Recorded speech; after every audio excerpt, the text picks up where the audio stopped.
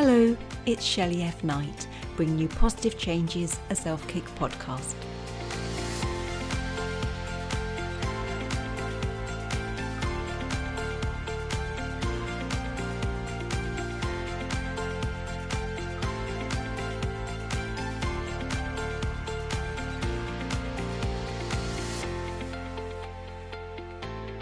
So today on the show, we're joined by John Kenny, and he's known as the relationship guy. And he's also the founder of interpersonal relationship coaching. He's author of P.E.O.P.L.E Programme book, and he's also a speaker and documentary maker. So hello to John. Hello, Shelley. How are you? I'm all right. I need to take a breath there. That's quite an achievement you've got there, isn't it? So bless you. A few things. Yeah, so much things, so much positivity, but I'm assuming at some point it wasn't always the way. So please do share your positive change. Oh, massively positive change. In a nutshell, it was when I realised that I didn't like myself very much internally, and I was always seeking external validation. And then I realised that exactly what I was doing and stopped. Simple. Simple over the course of about 15 years. Bless you. So when you say you didn't like yourself inside and it come from external sources, is this like your childhood or school days? Yeah, so mostly childhood. So I learned how to relate to myself and fit in, hide certain parts of my personality, which is what the documentary is about, because I didn't feel accepted as a child, and put on a certain mask in order to try and feel accepted. So I got all my positive feedback from being a certain way. So if I acted in a certain way, that would get me attention. Sometimes it wasn't necessarily positive attention, but it would get me seen. And that led me to believe that I had to be somebody else in order to feel accepted. So I never really accepted myself because of that. Okay. So do you feel like you had a bad childhood? Or was it just a normal childhood and that's how you felt? Some of it was bad.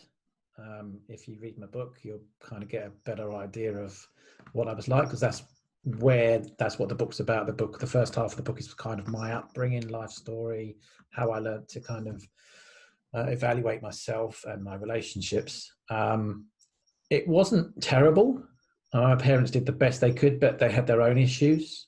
Yeah. And their issues played out into my life. So they really struggled with themselves. So they weren't able to be fully aware of me, and weren't able to show me the love, affection, guidance and stuff that I needed when I was growing up. They had their own issues, and that sometimes was pretty traumatic for me. But yeah, it was all about how I interpreted the environment that I grew up in, and my perceptions and beliefs that I built around that led me to reject who I was.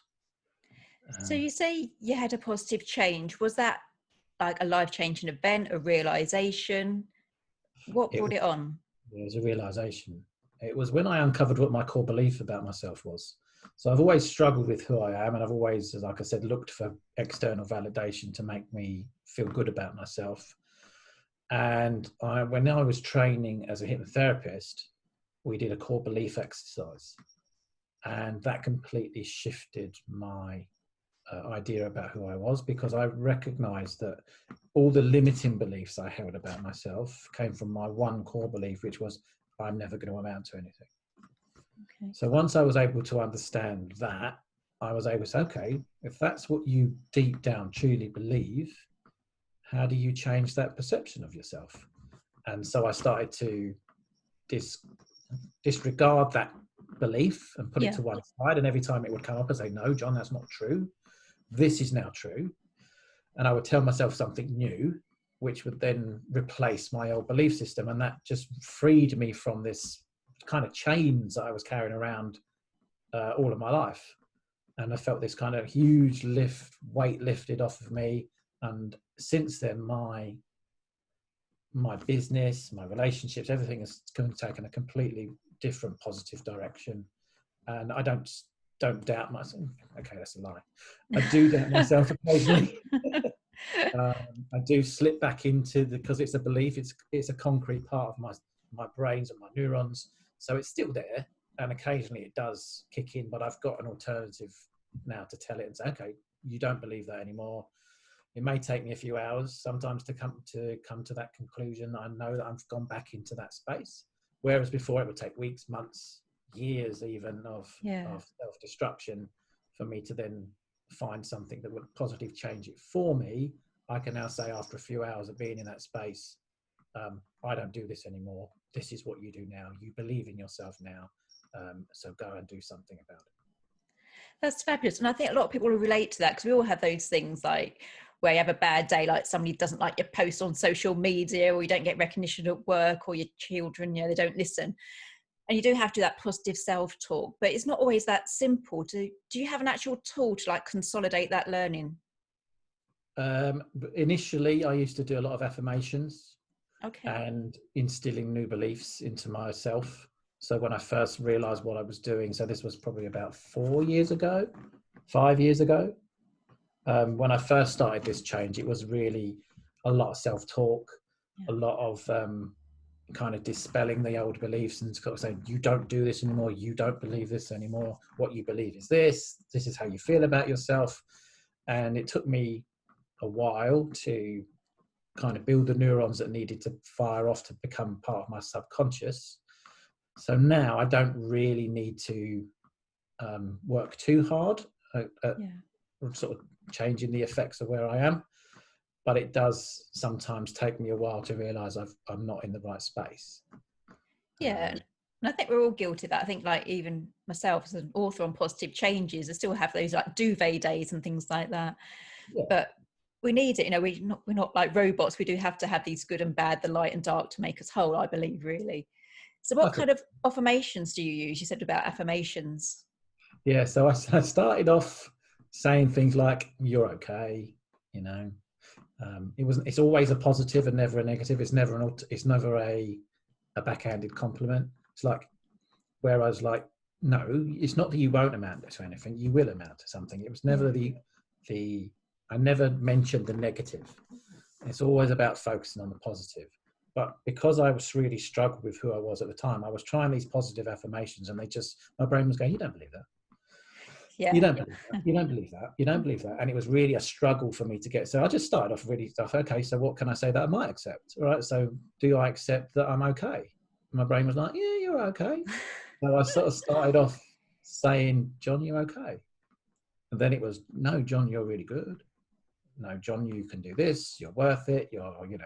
And now, without using the swear word, which I usually use, so if I am having a struggle, I look in the mirror and I say, John, you're freaking awesome. Yeah. And that, I feel now, just saying that, I get goosebumps and stuff, and it's really kind of resonates with me. Before it would just be completely dismissed. That's fabulous. I love that. And I think because you're really honest and you're saying like, actually, I used to say like, oh, you're all right.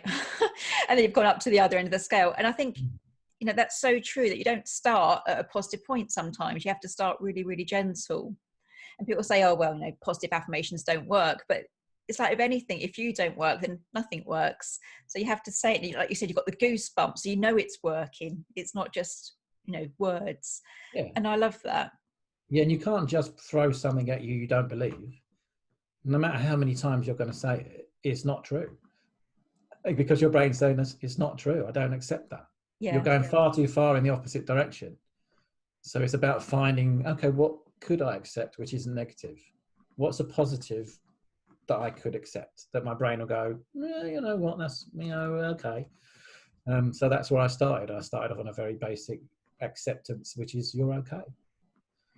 And so do you think like with these positive beliefs and these positive words to ourselves, our positive self-talk, that can change your life? Definitely. I think also tied in with that, and because of the work that I do, is uncovering belief systems. Yeah. And I think what really enabled me to instill new ways of thinking was by uncovering the old systems. So when the work that I do is around uncovering our patterns, our beliefs, the meanings we give to things, the perceptions that we've got of certain things, and saying, okay, we need to challenge that if that's not doing us any good. because we can instill lots of new beliefs, but if we're still carrying the old ones, there's going to be a fight between the two Yeah. on a regular basis for you to be able to move forward as quickly and as successfully as you want to. So I think it's also really important to say, that's not true anymore, this is true.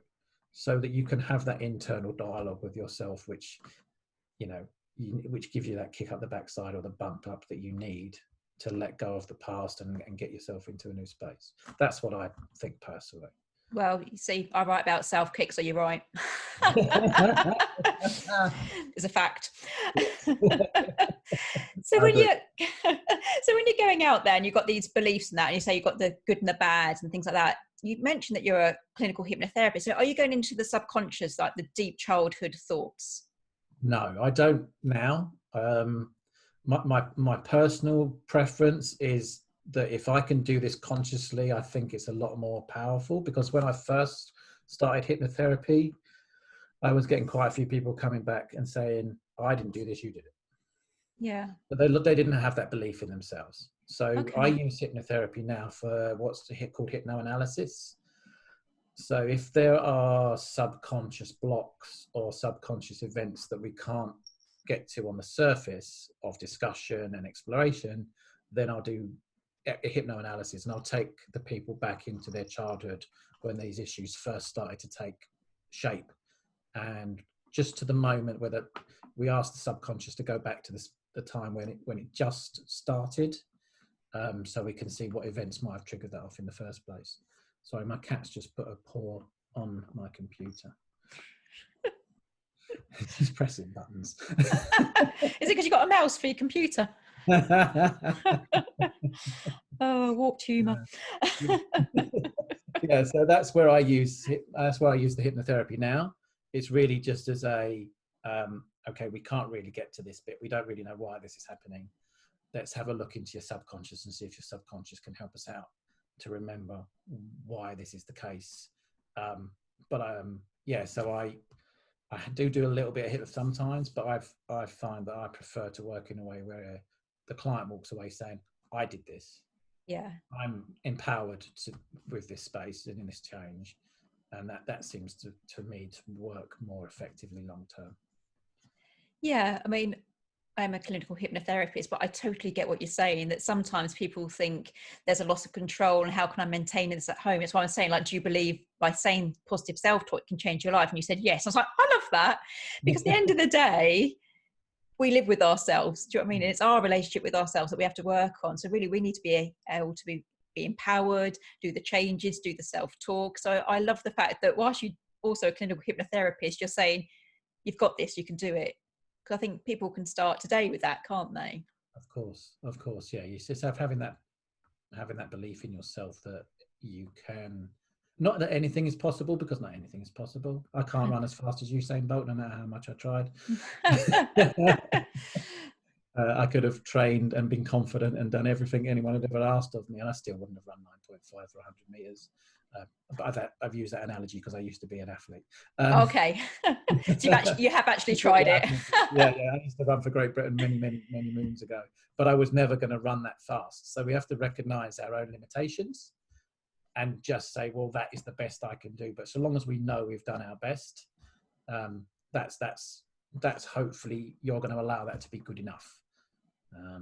So it is about just saying, okay, I need to do this for myself. I can do this for myself. And so long as I know that I'm doing my best at this, I will reach the level of success, happiness, fulfillment that I can reach.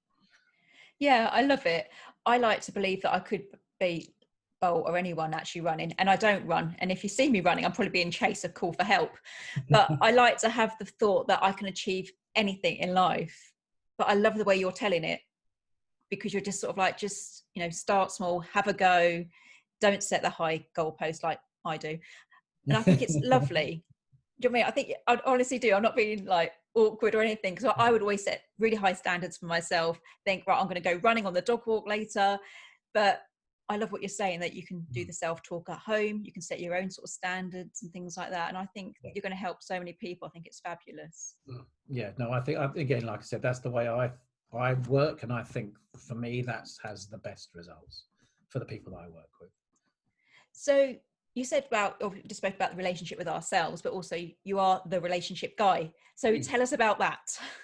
Yeah, so my relationship experience has kind of evolved from being a counsellor. So I was originally trained as a counsellor about 15 years ago, and my supervisor was always telling me that I was really good at the relational stuff. So how people relate to themselves, but how they are affected by relationships, and the kind of relationships they bring in and attract into their lives. And so when I moved into the coaching, I originally then moved into kind of just general coaching, and then moved into the kind of the relationship side of things. So I was working a lot with people that were struggling with toxic and unhealthy relationships, and how to manage those in a healthier way, to either get rid of these relationships or manage your mindset so that you're in a healthy space within these relationships. And now I've moved on to helping people to find quality relationships. So there's I think it's a Yale study. It's a 75-year study into the quality of life.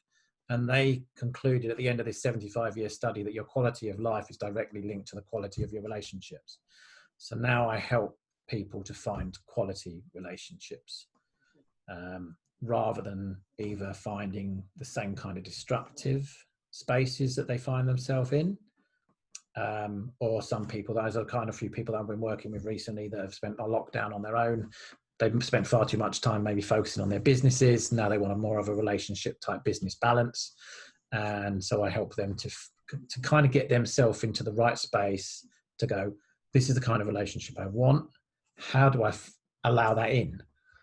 And so it's about people saying, I understand what my relational patterns are. I understand the relationship I have with myself. And I know that that's attracting a certain type of person into my life. How do I get the right person? How do I get that quality and that fulfillment from a relationship that I'm looking for?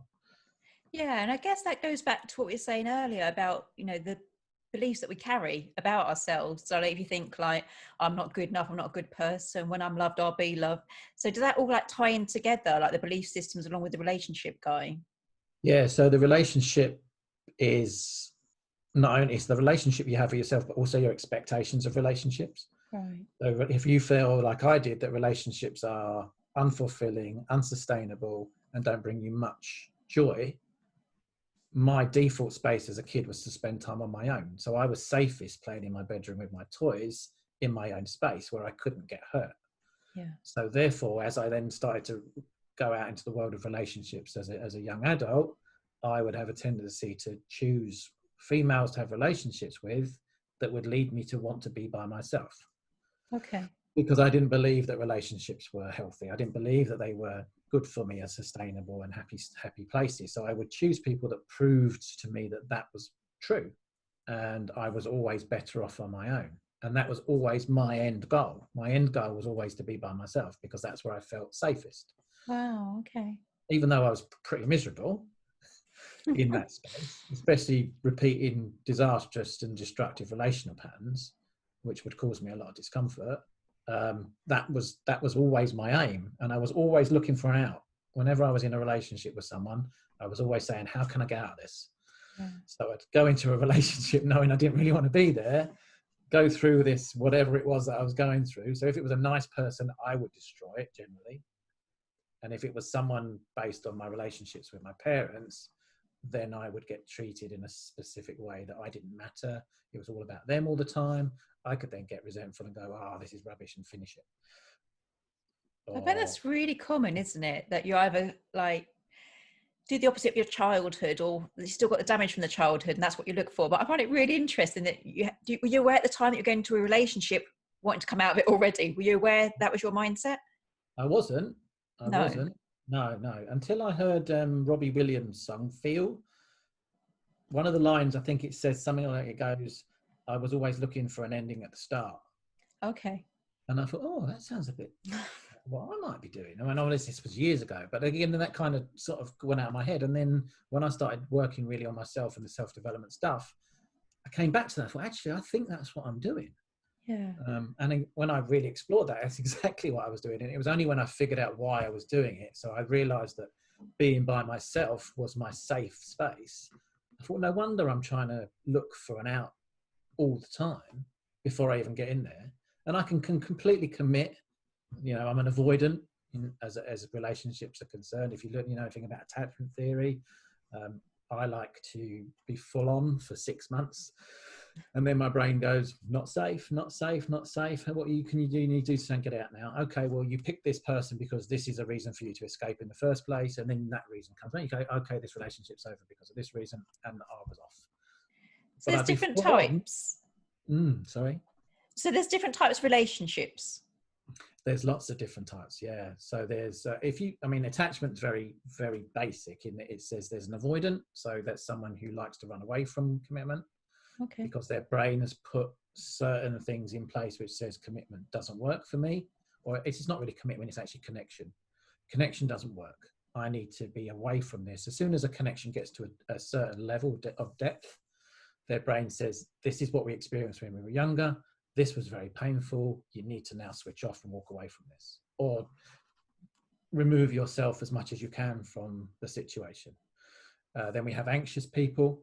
So they have anxious attachments. So they're the ones that would probably be screaming, shouting, holding on to their kind of parents' hands and desperate for attention. And every time that attention is withdrawn, there's a lot of screaming, shouting. They become very anxious and don't really know what to do with that emotion. Avoidance and anxious people have a tendency to be quite attracted to each other because there's a full-on from the avoidant person at the start, which makes the anxious person feel safe. Yeah. Then the avoidant starts to run away, and then the anxious person will chase them.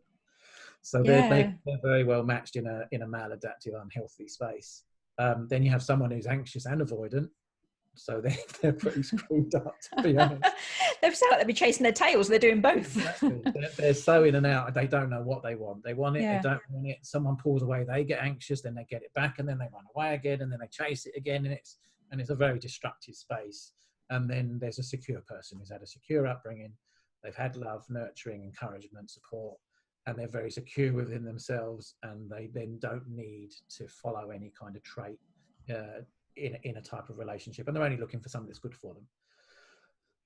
And that's the space I try and help people to get into that secure space where they're secure within themselves and they won't allow someone into their life which is going to cause them any kind of destruction or discomfort. Thanks for sharing that. I found that fascinating. So if you're an avoidant or anxious, can you then change the beliefs like we were saying, or obviously work with yourself, the relationship guy? Quick plug. And then you can turn them into a secure person. It doesn't matter what your childhood's done. As long as you're healing and dealing with it and having those like realizations, can you become the secure person? Yeah, because these, again, they're based in beliefs. Your brain will run away from pain towards pleasure. So, you're basically just trying to run away from pain when you're acting out in this kind of way. We try and get people to go, okay, so what's my pleasure? But unfortunately, then we've got people that are very away from and towards people. So there's either people that run away from things for motivation. So you need to help them to understand what their pain is, to run away from that to get a positive result. Or you have people that are very towards. So then you help them to go to look for something positive, which they can then move towards. If you try and work with someone who's a towards person and delve into their pain, they're not really they're not motivated to change because that's not what motivates them. They want to look for something positive and go, oh, I need to move towards this because this is amazing. Right. Okay. If you're working with an away from person and you say, oh, come on, let's think of your goals. Let's think of the kind of relationship you want. And they'll go, but that's not really motivating me to change. So then you have to go, okay, what's your pain? What are you trying to get away from? What don't you want to experience anymore? And then we can help to motivate them to go, okay, well then I don't want this. So then what's the alternative? And work on it in a different way. So it's, there's lots of different people out there thinking completely different things. And it's about them understanding what it is that they're going through, what they're carrying with them, and then saying, do you want to do that anymore? No, or what's your alternative? And let's move towards that instead. I find it fascinating, like when you're saying about the avoidant type and the anxious type, where you've got them sort of like, because it makes sense, the avoidant person's full on to start with, the anxious person gets it. And I'm like, oh my God, I've seen that in so many people so many times. And you're so like, especially with the anxious person, then goes, what's gone on here? I don't understand. What did I do? Yeah. Well, they must have been lying to me. Oh, none of this was real. And then they feel massively devastated because they feel like they've been led on all the time. I can almost guarantee for the period of time that person was really into you, they believed that was true as well. Yeah. They're generally not that emotionally manipulative. I'm Okay. not saying that's not always the case, but most people, and I know from experience, when they're in it, and they might say they love you, and they might be bringing you flowers every day, and they might be at your beck and call, and they might do everything to make you feel great. And in that space, that's what they feel like. They want to do that. It's when they reach the depth of connection that they're uncomfortable with, is when the avoidance stuff kicks in. I think that'll help loads of people, but there's loads of girls and men out there just going like, oh, okay, my evil ex, I get it now. Do you know what I mean? Like in that moment, it was true. Okay. It was true. And because Yeah. you believe it to be true when you're in that space. And you'll buy into it because someone is convincing you that, and because it's real for them, it is real. So it's not like, it's not fake. And that's why you buy into it, because it feels real. Yeah. And at that moment, it is real. But then if you've got any hang-ups, then when they kick in, it can all change. Yeah, I think it'll really help people because, like, obviously many relationships come to an end and people always go, what did I do wrong? And they just search for answers, like a bit like a grief, isn't it? Like when you lose a relationship, there's always, what can I have done better? What did I say wrong? When actually it's more of a psychology almost, as into why it turned out the way it did. And an anxious person will create anxiety as well. Yeah. Because that's their space. So if everything is nice and calm and they maybe find a secure person, they have a tendency to create drama. Yeah. An avoidant may create the drama to escape, but generally they just shut down and leave. But an anxious person is likely to be the person that can't sit in a calm space or a peaceful space or a content space. And they'll create a certain amount of chaos to create the anxiety, because they're not used to being out of anxiety in relationships. So they'll start to throw spanners in the works and create a certain amount of drama just so they can then recreate. And then the person will then, if they're a secure person, they'll go, oh, it's okay, don't worry, everything's fine. And then they'll feel, okay, I can get rid of my anxiety, I can feel comfortable again. But they unless they work on where their anxious sign of attachment comes from, they are then further down the line going to create some more issues because they're not used to being outside of anxiety. I love it. You explain it so well. And you're the relationship guy, but if people don't come to you, is that what the book's about? Is the book how people can help themselves? Yeah, so the P.E.P.L.E Programme is, like I said, the first half is about me. So it explains my upbringing, why I learned to see myself in a specific way, and why I learned to do relationships in a specific way. And the second part of the book is the program itself. So there are 6 sections. The P stands for certain. P is your problems, emotions, how you operate, the patterns that you exhibit, the likelihood of what your life's going to be like if you continue, and then how you can put all of the things you've learned during the book together to change your life. Is E, is enhance. So it helps people to work through in very small stages to ask themselves the questions that they need to ask themselves to understand where they're coming from. So is it like a self-help book? Yeah. So hopefully people are going to be able to relate to that, take what they need from it, and put things into practice that are going to help them to change. So can you share today one tool that's in there that people can use as a starting block? So the first thing is the problem. Yeah. Probably the most important part is your patterns. So what are your patterns? What do you recognize as a familiar story in your head, in your life, that you keep finding yourself in a similar situation? Because that will be the loop that you're going around in. So you might find that you're single and then you're in a destructive relationship, and then you're single in a destructive relationship. For you to notice the pattern that you're in, because once you notice the pattern that you're in, you know, okay, and I can see what I'm doing now. And then there are certain tools that you can then put into place which help you to break that cycle. So do people have to have a awareness or a niggle before they go to your book, or could the book help them? Yeah, I think people can just read it and just see if it resonates with them in any way, because 95% of the population statistically go around just living in their own space, so they don't realize they've got a problem. Yeah. So hopefully, again, this will highlight to someone, oh, actually, you know what, I do that. this happens in my life, and I didn't actually realize that wasn't in my consciousness that was something that was going on. So yeah, if you if anyone's interested in personal development or understanding themselves at a deeper level, then the book will help you to do that. It may not mean that you've got a huge amount of problems that you need to resolve, but it also may uncover something that you didn't realize existed. Yeah, and I love things like that. Just that, the greater awareness of self. I think it's such a valuable tool. So I absolutely love that.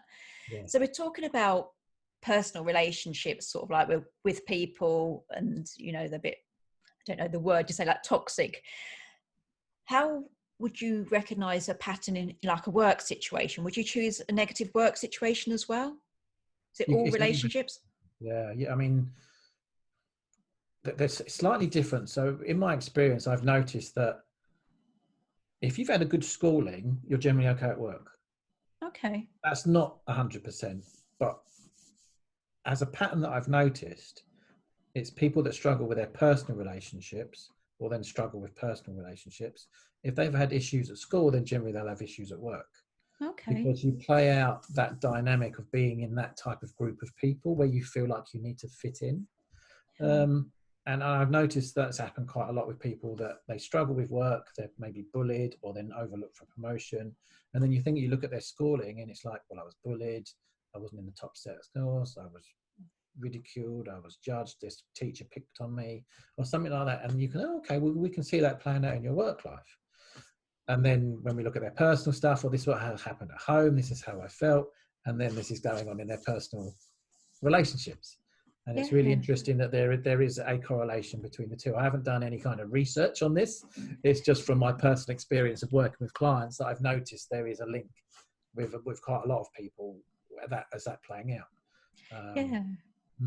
No, I love that. I like, my background's nursing. There's little things that's not research based, it's Shelley based. But you just think, hang on a minute, that's a coincidence. And then it keeps happening. You're like, this is beyond coincidence. It's almost a pattern in itself, sort of thing. Yeah. So a part of the book is about how to overcome your blocks to success. And that's in any walk of life. If you have a specific type of relational pattern, whether that be with personal relationships or work relationships, that will constantly come up. No matter how many jobs you change, that's always going to exist, because that's how you do relationships. So you're going to find yourself attracted to certain roles or certain people and certain things that will keep playing out in the background, and you will always find yourself in that space. Do you think this is why people struggle to find like a job that suits them, like a life purpose? They're thinking, right, like myself, maybe, John. You do nursing, then clinical hypnotherapy, then past life regression, now I'm an author. Is it because there's a pattern, I go for certain things, or is it just that I wasn't on my path? Well, it sounds like you are a helper. Okay. So you've been through the helping. Same with me. I've always worked in shops. I sold insurance, I sold clothes and sportswear. Then I became a firefighter, so again, helping people. Then I moved into counseling, helping people, coach, helping people. But that was my detriment as well as my gift. So I wanted to help people, but I didn't want to be a firefighter. I didn't like being a firefighter. I thought it was quite boring most of the time, and I didn't like the unpredictability of it. Because you had no idea what you were going to be faced with from one day to the next, and that didn't play well with my sense of certainty, that I like to be a little bit more in control than that. And I had no idea, so I was going at the whim of everybody else. I didn't like that, so it didn't suit me as a career. But as a helper, it was really good, because I would be doing my bit for the community and making sure people were safe and saved. As a counsellor, setting up my own business, I was in control. So I was helping people, but it suited me better because I chose what hours I worked. I chose what I did here, there, and everywhere. And so therefore it was a much more suitable career choice. And then as a coach, again, is more about my choice. I want to work with people that want to move forward. As a counsellor, that was taken a bit out of my hands, because I'd be sitting with people that didn't really want to get any better. They weren't there to work on themselves. They were there to talk about their problems. And they were happy talking about their problems, and they didn't want their problems to go away because they were so used to being in their problems. And to me, that was like, oh, I don't really want to do this anymore. it's not really helpful for me because I feel like I'm not getting anywhere. So therefore, when I discovered coaching, it was like, wow, this is amazing. Not only can I use all my counselling skills here to understand where people are coming from, but I can work with people that are motivated to get to a conclusion, to a result, to change their lives. And I want to help them to do that. And that was, again, felt more aligned with who I am. And luckily, now that I've found my passion and my purpose, to work with people to be able to help them to do that. I think that is so valid. I love that. My mum's a counsellor. Well, she's not now, John, because she's old. She's just retired. But she was a counsellor. And she would see the same clients for years. And as a nurse, you sort of like give them medicine, give them surgery, and they go on. So on the outside looking in, it's always like, why are you still seeing them? Are you really rubbish? Do you know what I mean? Which is a risk. But as a counsellor, she'd see them years in. You would think that sometimes as well. Yeah, because as a counsellor, she'd see the same people for like 5 years, whereas in sort of like clinical hypnotherapy, my regression, you'd do 3 sessions, there'd be a light in their eyes, they'd make big positive changes, So it's fascinating what you said, like the counselling, it's almost dragging up the past, but not wanting to change it because that's who you are. And it's when you make that one chapter of your life, your entire story, and that's where you get stuck. So I loved how you put that because it means I'm right.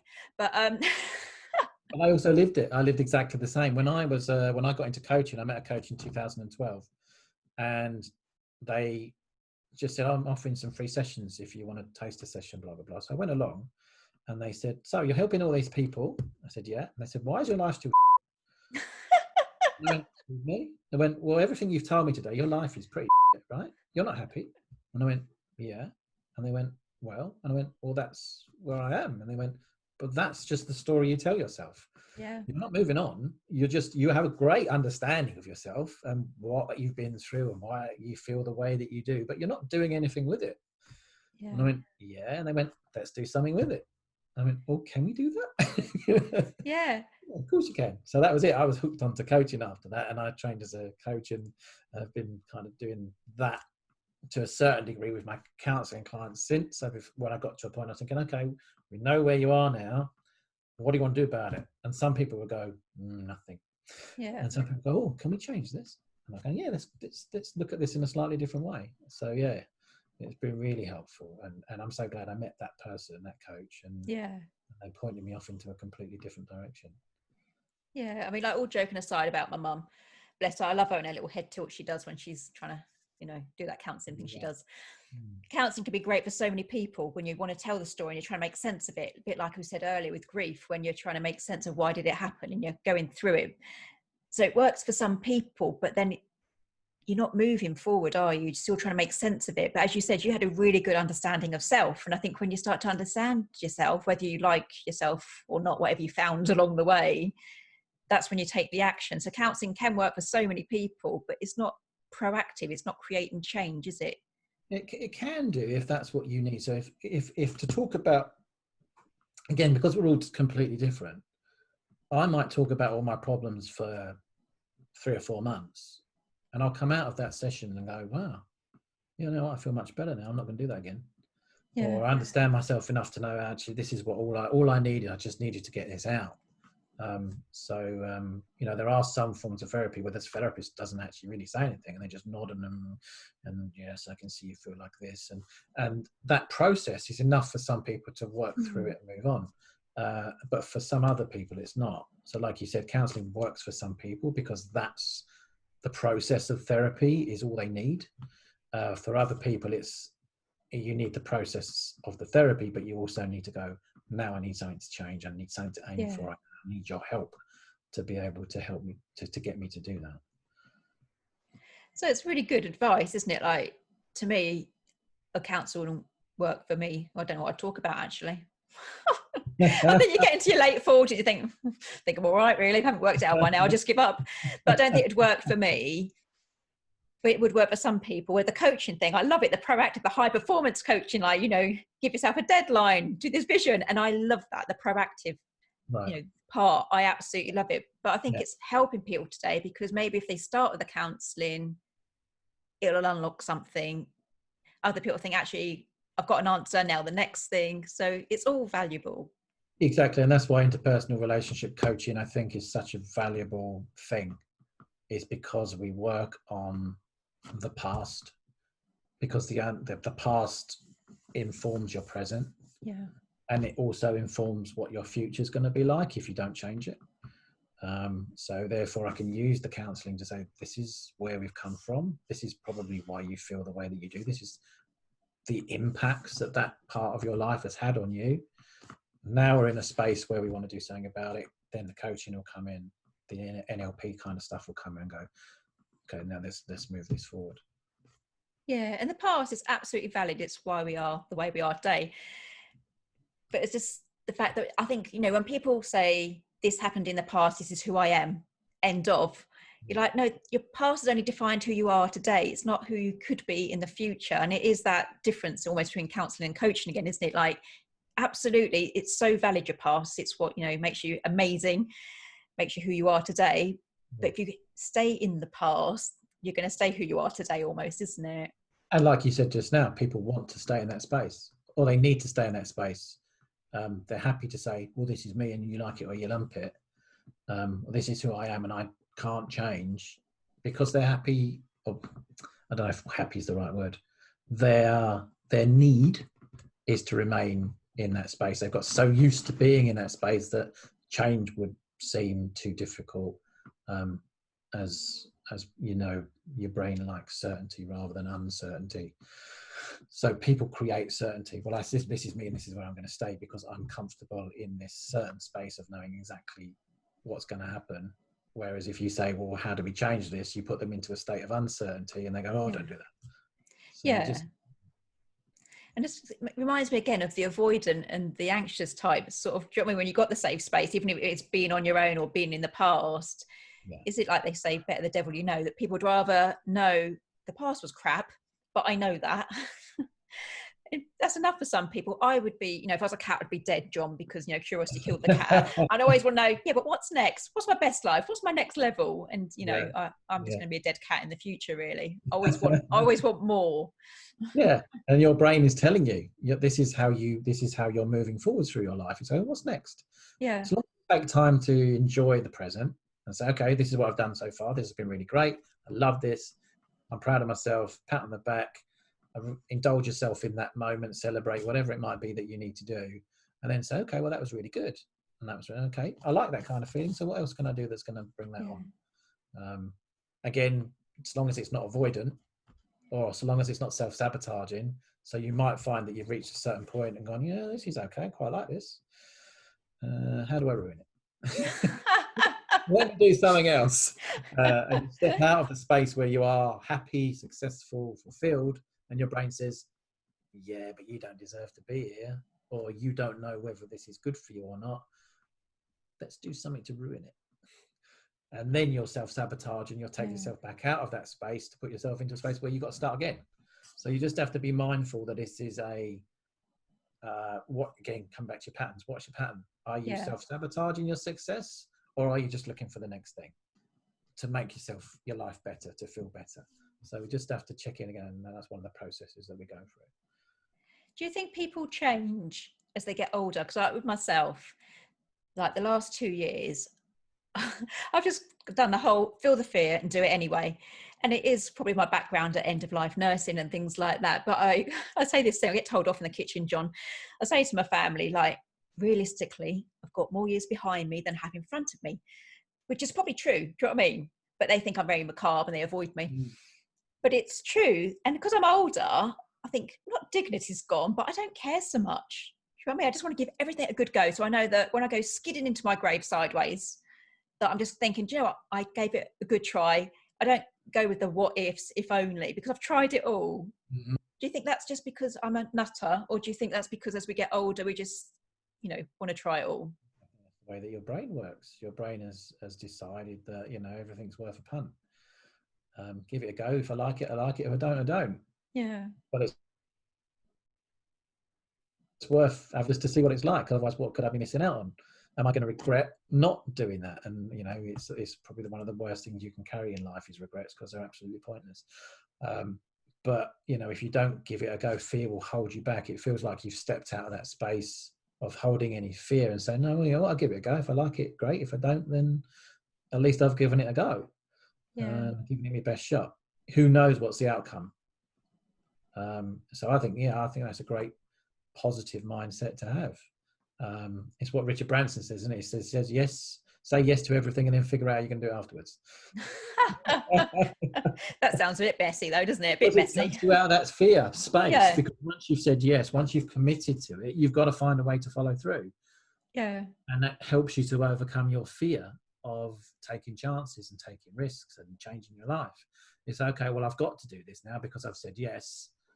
How do I do it? And it makes your brain work in a completely different way from where you may have been before, where you probably would have said, let me think about it, or no, because you're not sure that you want to put yourself in that position. But again, unless you've said yes and see if you can do it, you're never going to know if it's possible or not. Yeah. So I think that seems to be the way that you work, and it also sounds like you like a bit of variety. Yeah. I think it's Tony Robbins' 6 basic needs, human needs, is one of them is certainty, and one of them is uncertainty and variety. And it sounds like variety is something that drives you forward. Yeah. Like you thrive on change. Yeah, I love it. So it's good. It's good that you thrive on change. It's just also just be aware of that change is not your only thing. You're not changing just for the sake of changing because you're not comfortable with being in a good space. So it's just about checking in where you are. And knowing whether variety is a good thing or whether it's just running away from something else. So no, we move house a lot. My husband will verify this. We do move house a lot, and I think I've got this gypsy blood that I need to sort of, probably have counselling over actually. But I always want this house, and I get it. I'm like, actually, no, not that house, but that one, and I'm always doing it. But okay. Yeah, I would check in with that. Just we had an estate agent out last year because it was getting towards been here almost a year milestone, and he was ever so polite, if I'm honest, John, really polite. And then he just sat down. He was like, Mrs. Knight, I think you want to look more into your gypsy blood about why you want to sell the house because it's lovely. It's one of my light bulb moments, thinking, oh, okay. So we were saying at the beginning about how it's quite easy to start these tools today, like the positive self-talk, and you can start almost a little bit negative. It's like, you're all right. Yeah. And it comes back even saying the word yes. Again, it's a simple change, but all these little things can create big positive changes. Yeah, definitely. Yeah, like I said, it's just saying yes to something rather than saying no, or I'll consider it, or whatever. It just puts you into a different space where you need to find a solution. You need to find a way of making this happen. And it's quite a simple thing to do. It was massively uncomfortable. I remember when I was changing, I signed up to do a training course, and it was like quite expensive. And I was sitting there filling out the credit card details on the form, sweating. But I said yes. And I was sitting there, and there's no way I was sitting with all these people around me and this person looking at me while I'm filling out this form and then going, I'm not doing it. No. I said yes, I filled out the form, but I was sweating while I was doing it because I thought, I can't afford this. I don't know what it's going to bring to my life. I don't know how it's going to work out. Do I really want to do it? And all of these questions started coming to my mind. And I thought, no, I've said yes. I need to go through with this now and see what it brings. And it brought quite a lot. So I'm very, very, very pleased that I said yes to that. Otherwise, I wouldn't be in the space that I am now. I absolutely love it. Like the self-talk. I absolutely love it. I could talk to you all day. You probably think I have been talking to you all day. Get off, Shelley. I love this stuff. We could talk to you. I like to do it. So how can people find you? Not your personal address. I mean, like on social media. God, stalkers are us. I actually work out of my home office. So yeah, there you go. But I've got 2 offices in Cheshunt in Hertfordshire and in Hertford in Hertfordshire. But I work a lot online, so I work with people all over the country, and I've actually got one of my clients has moved to Australia, so I still talk to them out there at the moment. So they can just go to johnkennycoaching.com to my website. If they want to have a contact there, just fill out the contact form, send me a message, or they can just book in for a free strategy call from my Calendly link. I'm all over social media, so if you just put John Kenny Coaching in, you should be able to find me on Facebook, LinkedIn, Twitter, Instagram. Yeah, so just go out and find me. Fabulous. I think you're great. I just love all the things you taught us. So I'm going to put it all in the show notes, and people can find you and your book and everything. But John Kenny, you've been fabulous. Thank you. Thank you for having me.